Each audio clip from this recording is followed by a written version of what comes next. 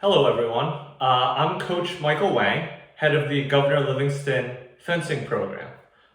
This is a varsity program that's been around for about 10 years, relatively young in the state. And I really want to welcome all of you, either returning fencers or new to the team, to find out a little bit more about it.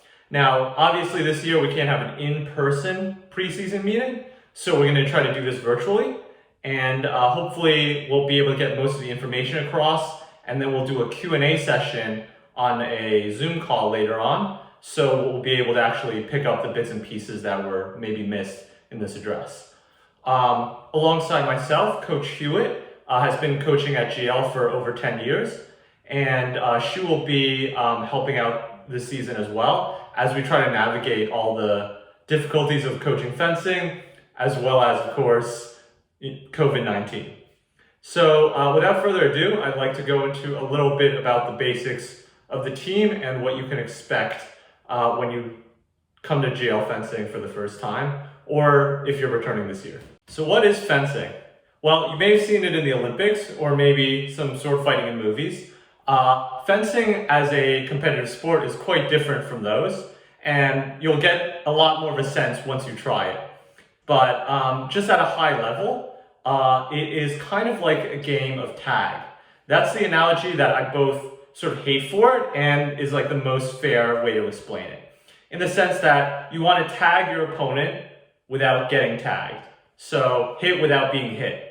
And when it comes down to it, that's the essence of the entire sport. What makes it really interesting is it's always played 1 versus 1. So you have a lot of different attempts by one fencer to try to trick or land a touch on the other fencer without them wanting that to happen. So there's a lot of trickery, sometimes it's called physical chess, and it sort of has the dynamic of like a conversation between two people, or maybe a debate. There's a lot of back and forth and a lot of psychology that goes into it too. So I think it's a lot of fun, and believe it or not, though we are using weapons, it's actually one of the safest sports, statistically safer than golf per 100 hours played. Most of the injuries, because of all the protective equipment, don't actually come from the blade. They come from what I might call self-inflicted or maybe forced injuries, where you might hurt your ankle or hurt your knee based on trying to overstretch for a lunge or like moving into a bad position. So the best way to prevent that is, of course, good technique and being fit and being prepared for the demands of the sport. Both of which we'll address, of course, in our program. But if you have some time now in the advance of the season, or if you had been training before, it would definitely help you lower the injury risk. As a sport, fencing has 3 weapons: the foil, the saber, and the epee. They have different target areas, and what's kind of tricky, they have different equipment. So if you're a returning fencer and you have your own equipment, that's great. You can kind of turn this part off. For those that are new to fencing and maybe have never fenced before, that's totally okay. The majority of our fencers on the team have never fenced until their first year at GL. So how we'll go through this protocol, especially with COVID considerations in mind, is we will actually have all the sanitized equipment lent out and fitted to each individual new fencer who may be interested in trying it. So you don't need to buy anything off the start. You don't need to know what weapon you want to fence.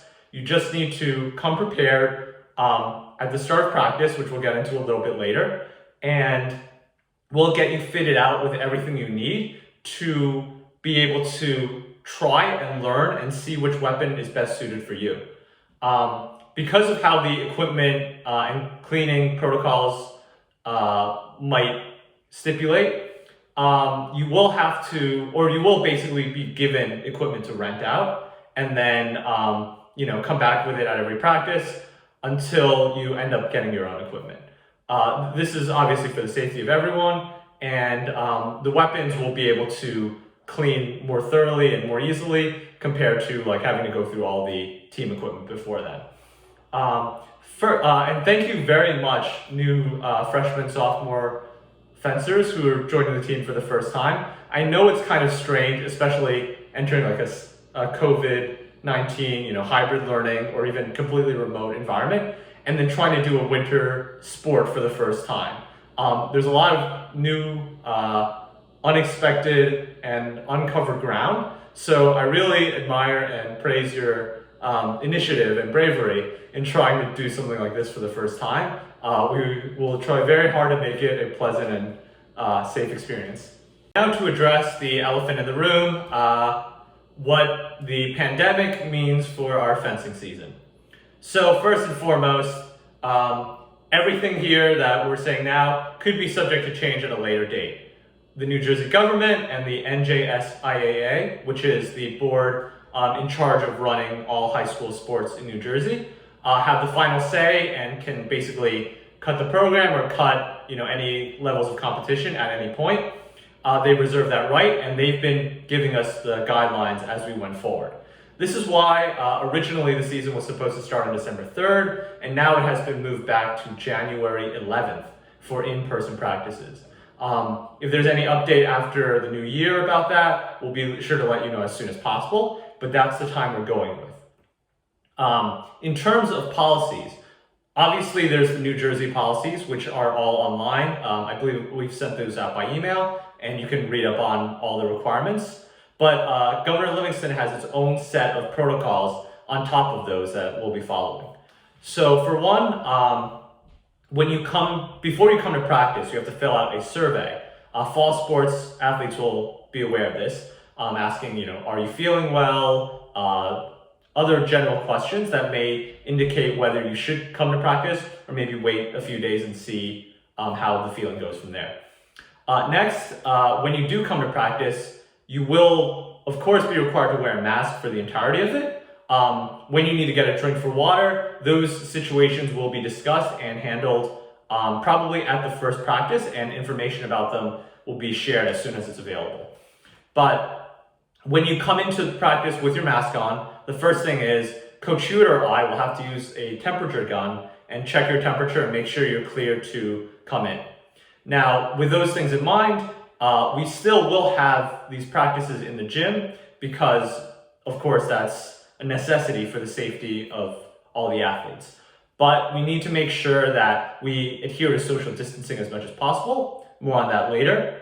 And that if there was a case that was to be discovered, we would basically all have to take a 2-week hiatus, or however many people were exposed to the person that was that came up with a positive case, and then see if what happens afterwards before we can return to practice or return to play. So that sums up at a high level what the COVID guidelines are, but we will be providing more information as well as what's already been sent out in the emails regarding this. To try to make this a little bit more tangible, let's walk through some hypothetical scenarios and try not to make it look like a training or educational video too much. But imagine you're a new fencer and then you come into the gym. Well, after you show up, you'll get signed in. We'll take your temperature, we'll record all that data. But if you're not medically cleared, you're required to turn around, call a parent or a guardian to pick you up and leave promptly. So the most important thing before starting participation in GL fencing is to be medically cleared. You have all the information sent out to you in emails, and some of you probably received numerous reminders asking you to finish your updated physical form, your sports, winter sports update form, or maybe your pay schools sports or GL activity participation fee.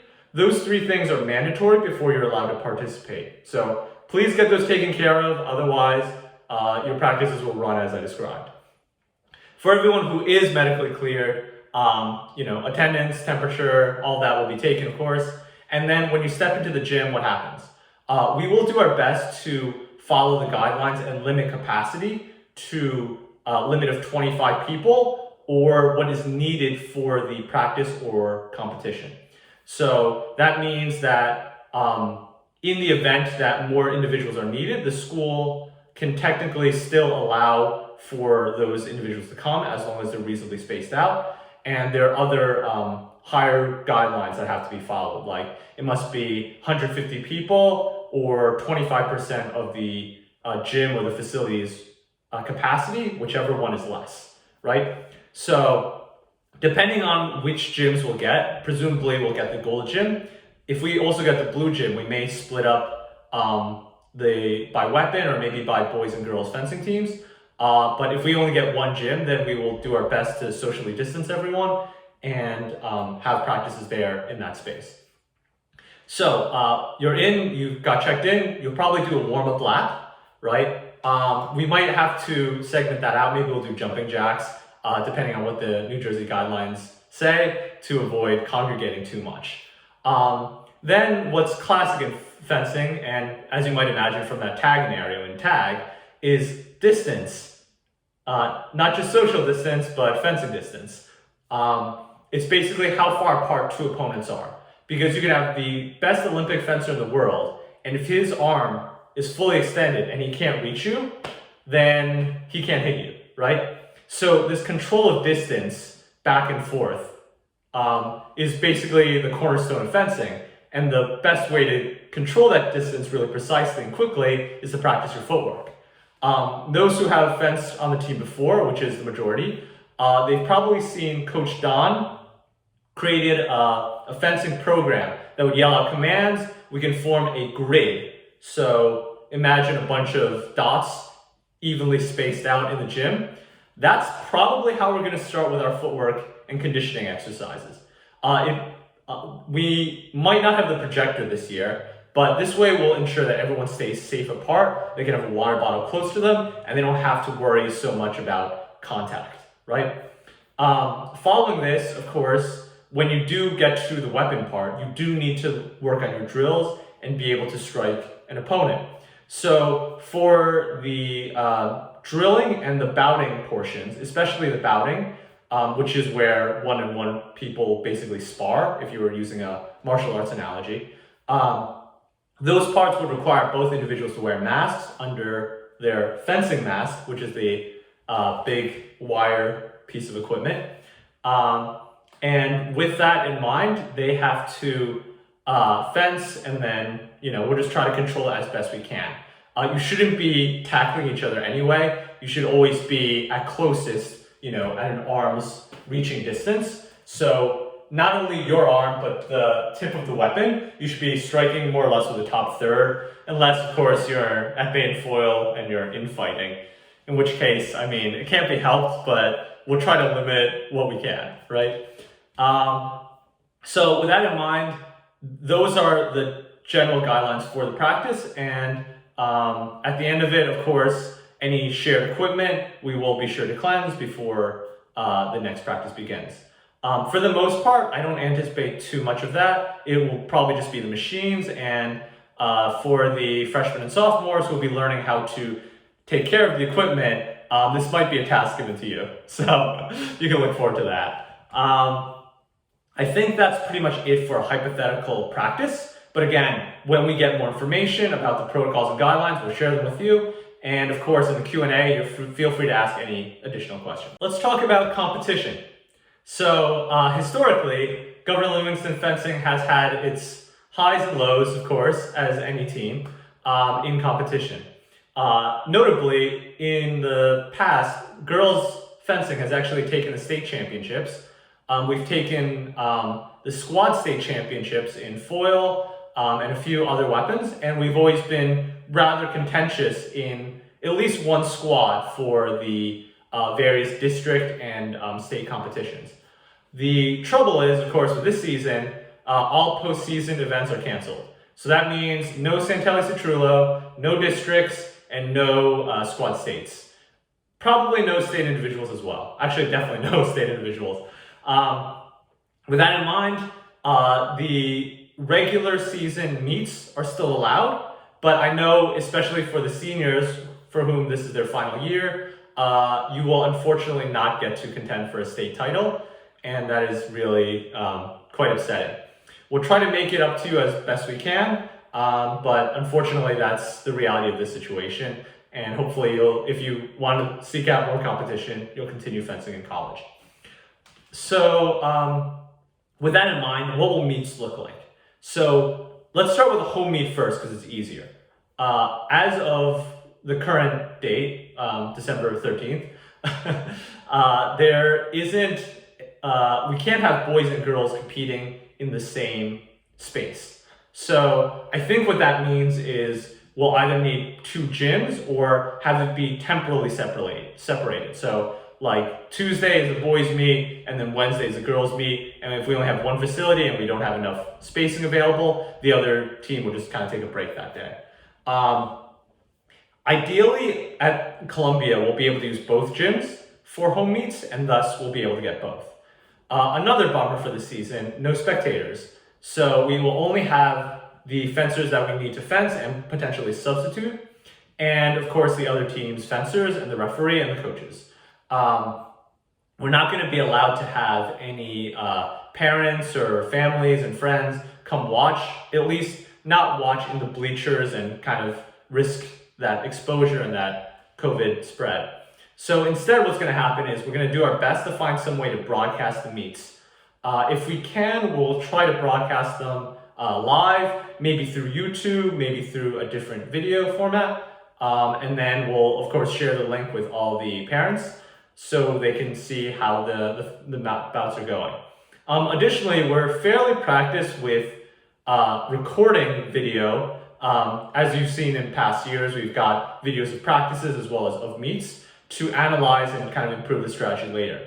We haven't figured out the broadcasting and maybe the best use of them yet, but hopefully that's a challenge for this season. For away meets, that's kind of a totally different issue because we have to take buses. And obviously in a bus, it's a very contained space and you're trying to maximize seating for students, right? So we're basically gonna follow the lead of fall sports where we're gonna have a cap on the number of fencers that can fit on a bus.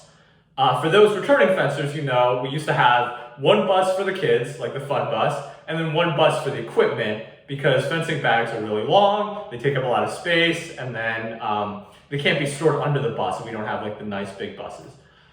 This year, we won't so much have like a student bus and a equipment bus, but we'll basically have bus 1 and bus 2 divided into however many students we can fit on one bus and however many we can fit on the other with their equipment. So you'll be traveling with your equipment, which is probably, I guess, nice. It might not be the most fun bus rides, but that'll be necessary. And then we might have to keep windows open.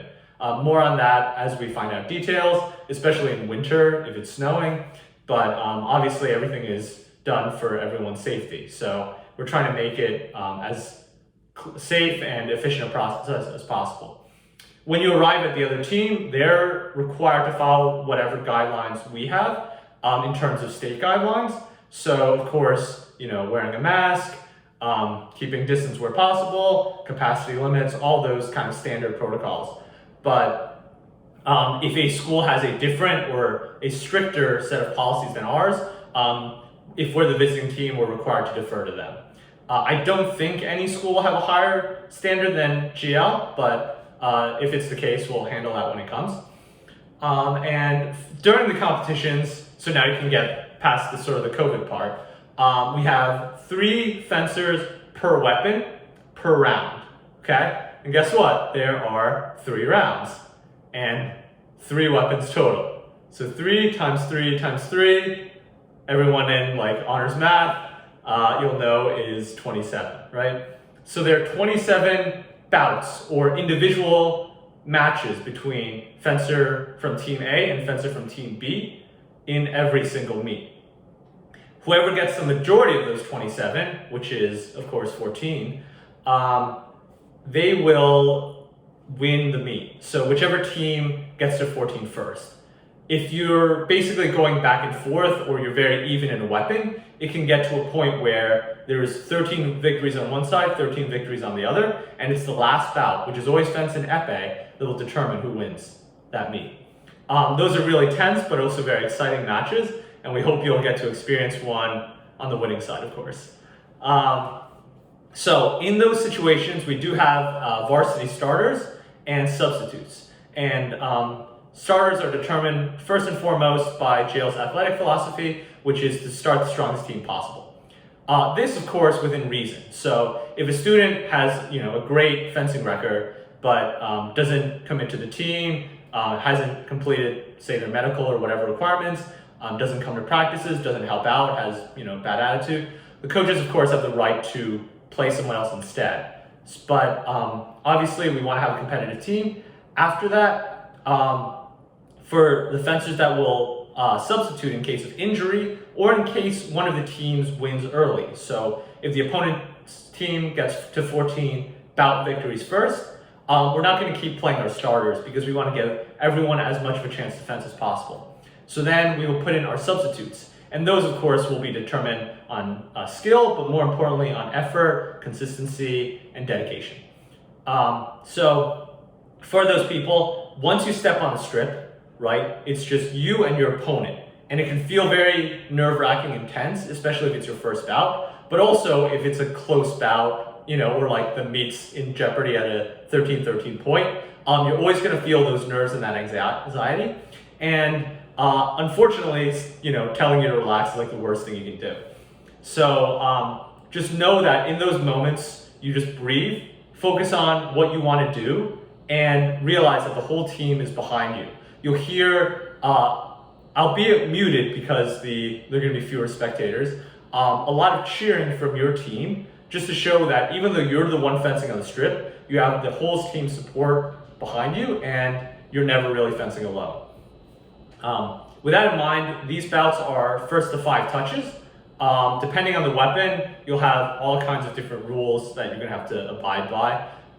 Some rules are more complicated, like who gets a touch when both people hit, and that's covered in right-of-way, which we'll discuss in future sessions. Probably just with the team members and the parents, you might have to learn through videos or something online because it's going to be kind of a lot. But obviously, at the end of the day, win or lose, as long as we've put in our best effort, that's all we can ask for. This is what I've been sending out about the December 14th potential start date for these virtual contact sessions.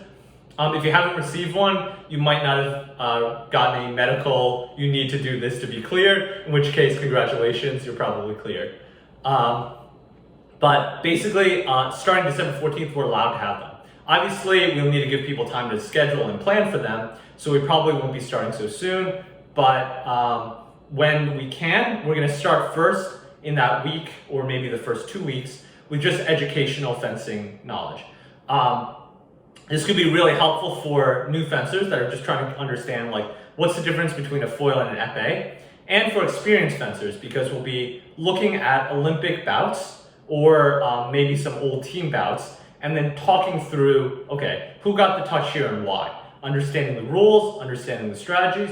So when you come into the team, it's not all trying to learn technical and strategical and I guess rule-based information all at once.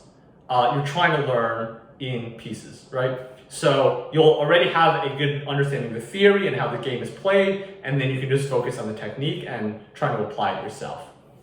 Following this, before January 11th, of course, there's still a lot of time.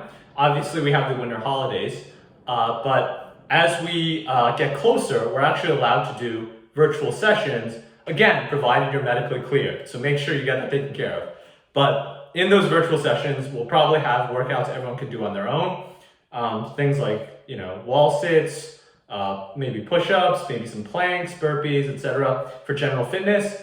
And for those that have their own equipment, most likely all the returning fencers, we might give you certain drills you can practice at home as well. So then you can get a better, try to train those fencing muscles again. It's not really the same as actual competition, unfortunately.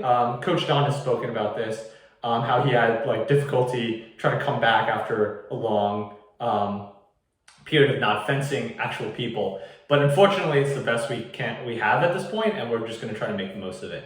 Much more information about these virtual contact sessions and practices will be coming later on. But for now, just be prepared. On the bright side, you never have to leave your home, and you can just turn on a camera and you're there. So I think in some senses, it's a lot better. And we can try a lot of cool things. So if you have any ideas, please let me know. I look forward to all possible suggestions. So basically, if you have any issue or any question, challenges, you have a few different levels of people that are able to help you. First and foremost, of course, you have the coaches. So Coach Hewen and I will always be available to answer emails, as well as calls about whatever concerns you have. On top of that, we have this great community of parents. Some on the parents committee especially had roles like fundraising, communications, setting up events, which this year, obviously, we're probably not gonna have a potluck or anything like that, but they're really on top of their stuff and really help this whole team work together. So when in doubt, don't be afraid to reach out to a peer, either another student on the team or another parent on the team, to get a lot of these questions answered. There's a lot of sort of domain knowledge through these areas. Then, of course, there are the official resources. As you might know, Jean is our nurse at GL. We have Todd, the athletic trainer, who you can go to at any time if you have an injury. There are new protocols for seeing Todd as well. So you might have to wait in a certain distance area, and then there's certain times you can and can't visit. But rest assured, he'll be able to help you out if you get injured or have an athletic concern. Then, of course, is our athletic office, which has Ann Clifton, the athletic director, and Ashley, the secretary. And they will basically allow you to talk about any concerns if there is an issue that can't be resolved, with the coaches or with the teammate directly. Values, which really reflect on everything we do. Now, though winning is important and everyone likes that part of fencing, it's obviously not the most important thing. So for us, of course, safety, inclusion, respect, all these things are way more important. And we hopefully will see it reflected in the sportsmanship between the coaches and the students with other students, and fencers and their opponents. At all times, I think GL has a pretty great track record going back, many years with having one of the most respectful and, diligent teams. And we really highly encourage and focus on that. Now, on top of that, we also have sort of an experimental or innovative bent. Our team doesn't really run things like everyone else does. And especially in a year like this, where there's a pandemic and all these sort of a whole new landscape to winter sports, I think that's something that comes to our advantage in that we can innovate quickly, we can come up with creative ways to train smarter, maybe not in the traditional ways, but effectively to try to overcome this gap, right? We have a lot of respect for our senior fencers. Even though we might not have the traditional senior night, I promise you we'll make something fun to make your last year memorable and fulfilling, even if you can't go through some of those traditional events that we've done in the past. You've given a lot to the team. I really appreciate that, and I want to make sure that you have a great time as well. Openness of communication and honesty. So that's super important. Because as much as we try to keep tabs on everything that's happening on the team, we can't be everywhere at once when there's 40 to 50 kids all over the gym. So being able to communicate well with your peers and with us to let us know what's going on anytime you have a concern is key. One important piece of that is being able to, if there's a conflict, bring it up to the coaches, and if we can't resolve it, we'll bring it up to the athletic director, and if she can't resolve it, we can bring it up to the school board. So there is sort of a chain of command. It's not like, our word is final and that's the end of the road. But please try to take care of conflicts in this order so we can keep it well managed and not necessarily go to the top if we don't need to, in terms of like things that can be solved more simply. I think we have a very diverse and effective team in terms of compromising and working out problems together. And I really look forward to what we can come up with this season. As you know, though it may be a restricted season in many ways, I think this could be one of the most memorable and possibly the most fun seasons, depending how we spin it. So let's try to make the most of it, and I really look forward to seeing you guys again at practice. Thank you.